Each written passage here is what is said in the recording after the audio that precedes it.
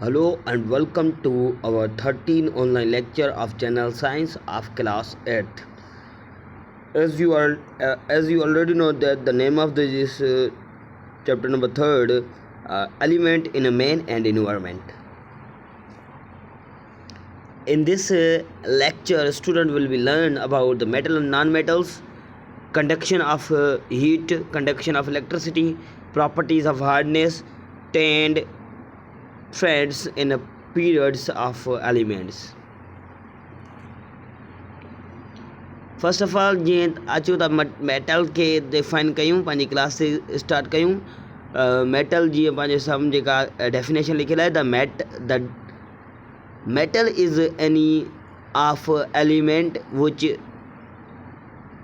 Metal is any of element with आ positive electric charges. Metal खे positive electric charges हूंदियूं आहिनि, typically with आ शाइनी सरफेस, उनखे हिकिड़ो शाइनी सरफेस थींदो आहे, एंड आ गुड कंडक्टर ऑफ हीट, ऐं उहे गुड कंडक्टर हीट जा थींदा आहिनि। फॉर एग्ज़ाम्पल जीअं गोल्ड थी वियो, खोड़ क़िस्म जीअं मेटल जा थी विया आहिनि, जेके आयरन थी वियो, या ॿिया जेके आहिनि यानी कि खोड़ जेके आहिनि यानी कि हिकु मेटल थींदा आहिनि जेके माना गुड कंडक्टर हुजनि ऐं शाइनी मेटल हुजनि, शाइनी हुजनि सरफेस उन्हनि जो, ऐं उहे पॉज़िटिव आयन हुजनि। पाण चई सघूं था त उहे मेटल आहिनि। मेटल के बेसिकली तव्हां ईअं बि डिफाइन कई सघो था, metal is an element that readily form positive ion cation. Positive ion जंहिंखे चवंदा आहियूं उनखे केटाइन चवंदा आहियूं। जेके पॉजिटिव आयन्स हूंदा आहिनि उहे उन्हनि खे केटाइन चयो वेंदो आहे। यानी कि मेटल अहिड़े एलिमेंट जी रेडली पार्ट हूंदो आहे या फॉर्म हूंदो आहे जेका पॉजिटिव चार्जिस जो हिकिड़ो मिक़दार हूंदो आहे या केटाइन्स हूंदा आहिनि, and has a metallic bond, ऐं उन्हनि में मेटेलिक बॉन्ड हूंदी आहे मेटल में। Metals are sometimes describe as, metal खे पाण कुझु टाइम ईअं बि डिस्क्राइब करे सघूं था, लेटाइस ऑफ पॉजिटिव आयन सराउंडेड बाय आ cloud of delocalized electron. Metals are sometimes described lattices of positive ions surrounded by a cloud of delocalized element. यानी कि मेटल उहे डिस्क्राइब ईअं कई सघूं था जेका हिकु लेटाइसिस हूंदो आहे पॉजिटिव चार्जिन जो, सराउंडेड बाय जेका इलेक्ट्रॉन जे डीलोकलाइज इलेक्ट्रॉन्स जे ॿाहिरों हिकिड़ो सराउंडेड हूंदो आहे। The traditional definition focus on the bulk properties of metal. Properties ते मेटल जी ॾिसंदा हुआ त उहा हिकिड़ी ट्रेडिशनल हुनजी डेफिनेशन तव्हांखे मेटल जी मिली वेंदी।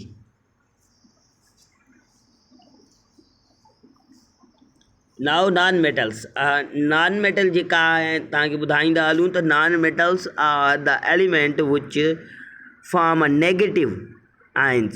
नॉन मेटल्स नेगेटिव आयन्स हूंदा आहिनि by accepting or gaining electron, जेके एक्सेप्ट बि कंदा आहिनि गेन बि कंदा आहिनि इलेक्ट्रॉन्स खे।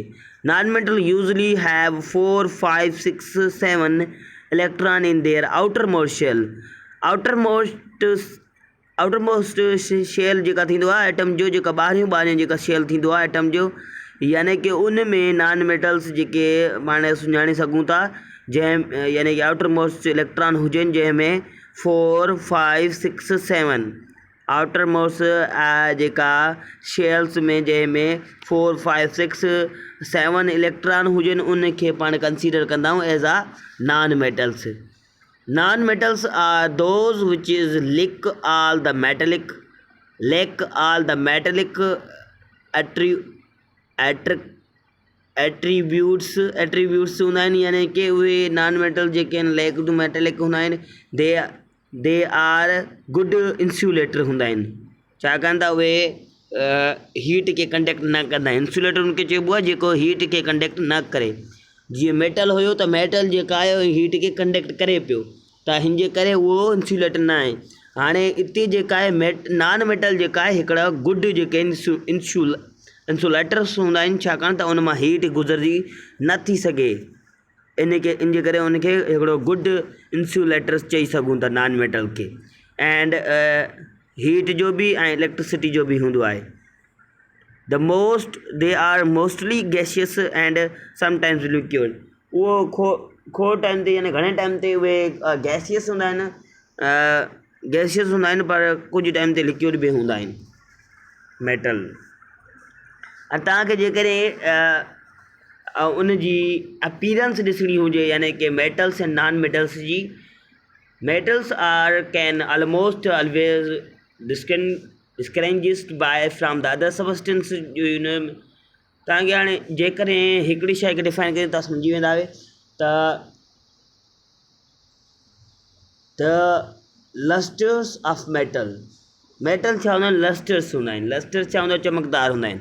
यानी कि तव्हां मेटल छा थींदो, नॉन लस्टर थींदा। They feels hotter or colder than hand depending on a room temperature on a heat conduction। Metal छा हूंदा आहिनि जेके उहे फील कंदा आहिनि हॉटर या कूलर जेके डिपेंड, उहे जल्दी में उहे छाकाणि त उहे हीट जा कंडक्टर हूंदा आहिनि, हिन जे करे उहे जल्दी में हॉट ऐं कोल्ड खे फील करे वठंदा आहिनि। उनजी अपीरेंस तव्हांखे ॿुधायूं था मेटल ऐं नॉन मेटल की। हाणे यानी कि मेटल जेका आहे हॉट ऐं कोल्ड खे जेका आहे जल्दी में उन्हनि खे एक्सेप्ट कई वठे थो, पर नॉन मेटल जेका इंसुलेटर हूंदो आहे हिन जे करे उहो एक्सेप्ट नथो करे सघे। अपीरेंस जीअं ॿुधाए सघूं था तव्हांखे, it can be bend and return to its original form. जेके मेटल हूंदा आहिनि उहे ख़ासि करे तव्हांखे यानी कि बेंड करी सघो था ऐं उनखे तव्हां रिटर्न करी सघो था उनजी ओरिजिनल फॉर्म खे, पर नॉन मेटल खे तव्हां ईअं नथा करे सघो। It can be drawn into wire. पाण मेटल खे वायर में भी इस्तेमालु करूं था। This property is distributed as ductilities. इहा प्रॉपर्टी जेका यूज़ कंदा आहियूं डिस्टिक्लिटी में मेटल्स जेका ख़ासि करे वायर्स वग़ैरह में यूज़ थींदो उहो मेटल्स यूज़ थींदो आहे, ऐं नॉन मेटल जेका उन्हनि में न यूज़ थींदो आहे वायर्स में, छाकाणि त उहे हीट एंड इलेक्ट्रिसिटी जा नॉन कंडक्टर हूंदा आहिनि non metals. It can be harmed into the sheet of wearing a thickness wooden wounded into the different shape properties described as the malleability। malleability जेका जेकॾहिं metals जी ॾिसूं था उहे छाकाणि उहे जेका आहिनि हिकिड़े शीट में हूंदा आहिनि, हिकिड़ी थिक शीट में हूंदा आहिनि, हिकिड़ी शेप हूंदी आहे उनखे, पर नॉन मेटल खे उहा शेप न हूंदी आहे। मेटल्स जेके हूंदा आहिनि उहे कंडक्ट कंदा आहिनि इलेक्ट्रिसिटी, नॉन मेटल्स इलेक्ट्रिसिटी खे कंडक्ट न कंदा आहिनि।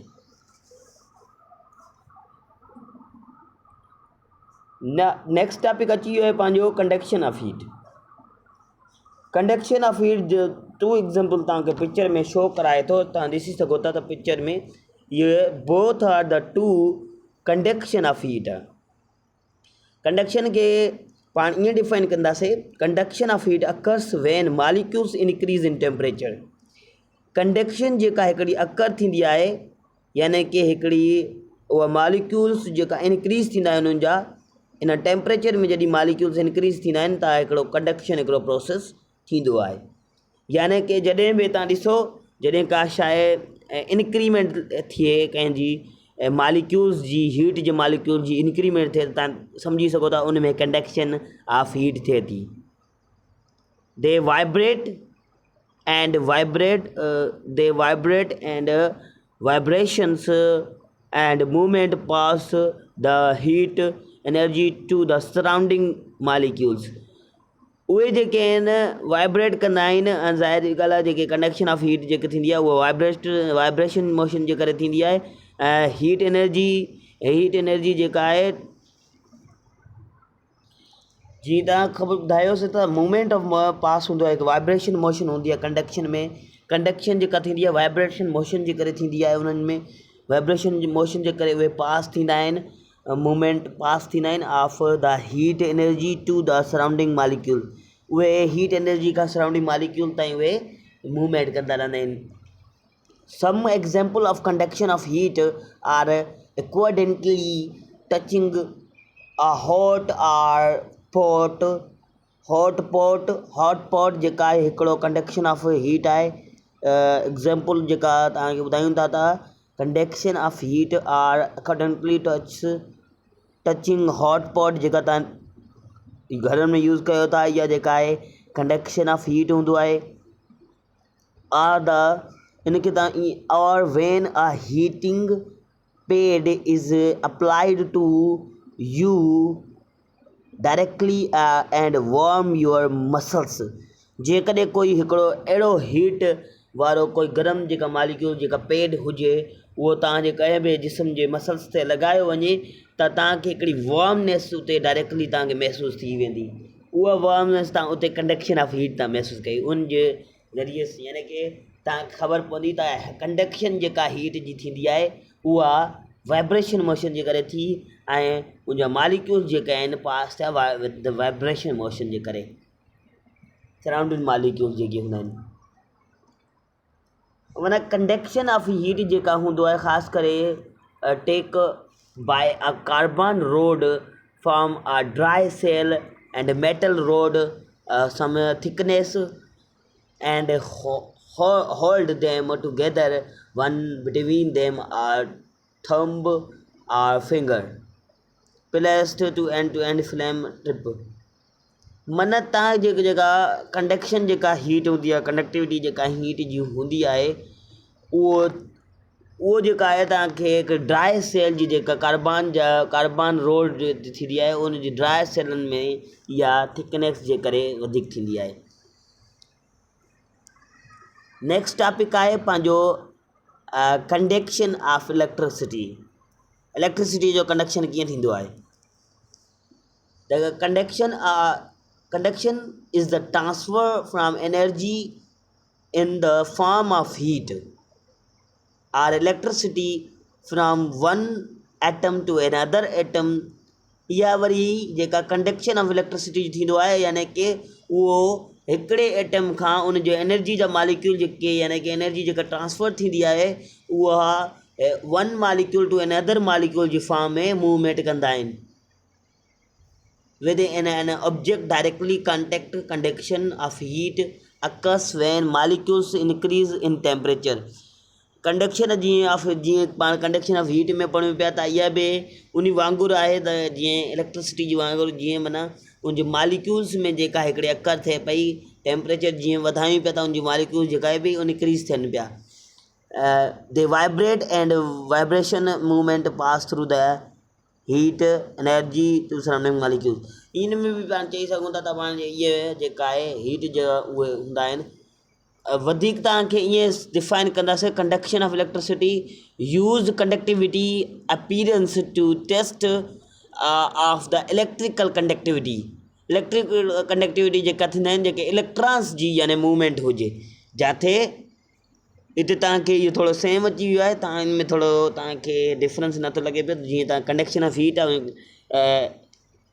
कंडक्शन ऑफ इलेक्ट्रिसिटी में तव्हांखे जीअं थोरो सेम अची वियो आहे पर तव्हां कंडक्शन ऑफ इलेक्ट्रिसिटी खे ईअं डिफाइन कई सघो था त कंडक्शन ऑफ इलेक्ट्रिसिटी जेका आहे मूवमेंट हूंदी आहे छाजी उहा उन जी मालिक्यूल्स में जेका आहे आइंस जी मूवमेंट हूंदी आहे यानी कि इलेक्ट्रिक चार्जिस जी मूवमेंट हूंदी आहे तव्हांखे ईअं सिंपली ॿुधाए छॾियूं त माना हिकिड़ी मूवमेंट हूंदी आहे उन जी इलेक्ट्रॉन्स जी जेका इलेक्ट्रॉन जेका आहिनि उहे मूव कराईंदा आहिनि जॾहिं उहा कंडक्शन थींदी आहे कंडक्शन ऑफ इलेक्ट्रिसिटी जॾहिं प्रोसेस थींदी आहे जॾहिं उन जा मालिक्यूल्स यानी उन जे जेके इलेक्ट्रॉन्स हूंदा आहिनि या वरी उन जा आइंस हूंदा आहिनि जेके उहे मूव कंदा आहिनि then conduction occur for example metals and non metals provided जेके आहिनि हिकिड़ो पाण खे इहो चई सघूं था त मेटल्स ख़ासि करे जेके आहिनि उहे गुड कंडक्टर ऑफ इलेक्ट्रिसिटी जा हूंदा आहिनि छाकाणि त उन्हनि में इलेक्ट्रॉन्स जी तादाद वधीक हूंदी आहे नेक्स्ट टॉपिक आहे पंहिंजो हार्डनेस ऑफ मेटल्स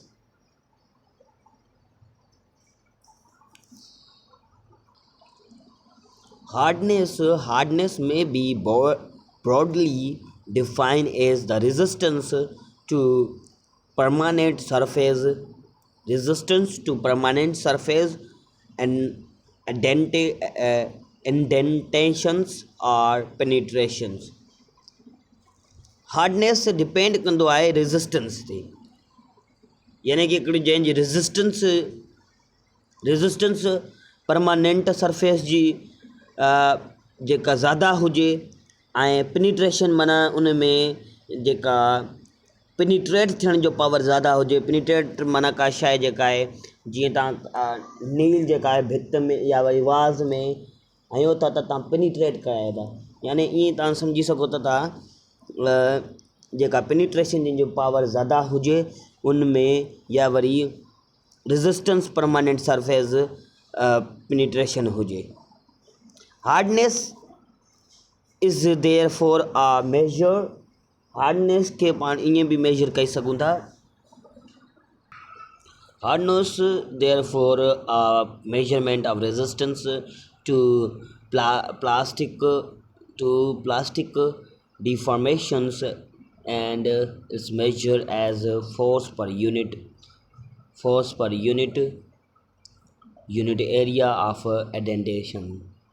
माना उन जी एडेंटेशन जे करण जे लाइ तव्हांखे जेका हार्डनेस खे ईअं बि डिफाइन करे सघो था, उनखे हार्डनेस मेजर कंदा आहियूं पाण रेजिस्टेंस में, रेजिस्टेंस टू प्लास्टिक जो मेजरमेंट यानी कि उनजे रेजिस्टेंस में डिफॉर्मेशन जेका उनमें माना कि उनखे डिफॉर्म कराए करे माना उनखे टोड़े करे and measured as a force per unit area जंहिंमें असां उहा फॉर्म माना यूनिट जेका फॉर्म कंदा आहियूं फोर्स पर यूनिट एरिया एडेंटेशन जे करे पाण इहो यूज़ करे सघूं था।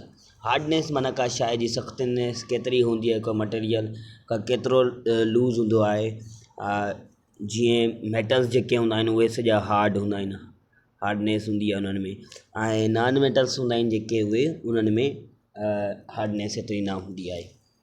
सिंपली तव्हां ईअं डिफाइन करे सघो था। हार्डनेस तव्हांखे डिफाइन करण जे लाइ ख़ासि करे मेटल ऐं नॉन मेटल खे ॾिसणो पवंदो।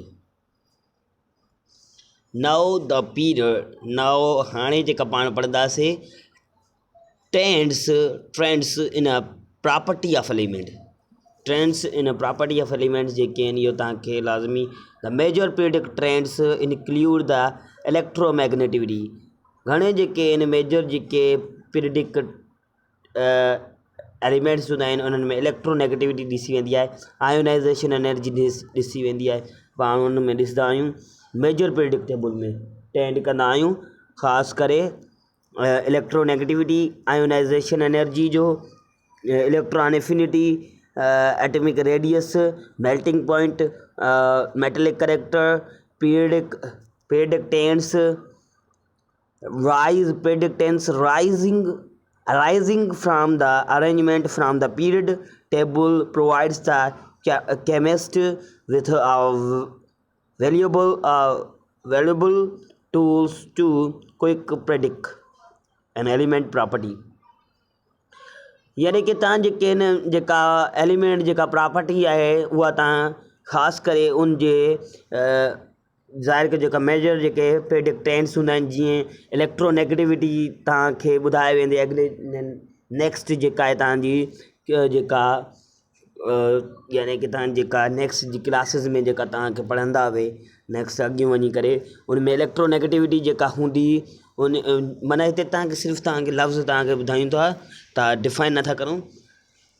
बेसिकली तव्हां ॾिसो था जेका trends in properties of elements हूंदा आहिनि उहे मेजर जेका डिपेंड कंदा आहिनि इलेक्ट्रोनेगेटिविटी ते, आयोनाइज़ेशन एनर्जी ते, इलेक्ट्रॉन एफिनिटी ते, एटॉमिक रेडियस ते, मेल्टिंग पॉइंट ते, मेटेलिक करेक्टर ते, इन्हनि ते डिपेंड कंदा आहिनि ख़ासि करे। इहो तव्हांखे नोट करणु खपे त इन्हनि ते ई इहे मेटेलिक इन्हनि जो कंडक्टर या जेका आहिनि इन ते डिपेंड हूंदी आहे। Periodic trends arise from the arrangement of the periodic table, उहो अराइज पीरियडिक टेबल मां केमिस्ट जेका आहे घणनि केमिस्टनि खे प्रूव कयो आहे त पाण जे लाइ ईज़ी कयो आहे हिकिड़ो जंहिंखे एलिमेंट प्रॉपर्टी खे सम्झण जे लाइ। केमिस्ट घणनि जीअं तव्हांखे तस्वीरुनि में ॾेखारियो वञो आहे त इहा जेका आयोनाइज़ेशन जेका आहे atomic radius, electronegativity, electron affinity, atomic radius, melting point, metallic character जेका आहे इहा तव्हांखे ॾेखारियो आहे हिकिड़ो पिक्चर में। त इलेक्ट्रॉन एफिनिटी बि तव्हां ॾिसी सघो था इन हिसाब सां इन में। Thank you, dear student. It is our 13 online lectures. See you in next lecture.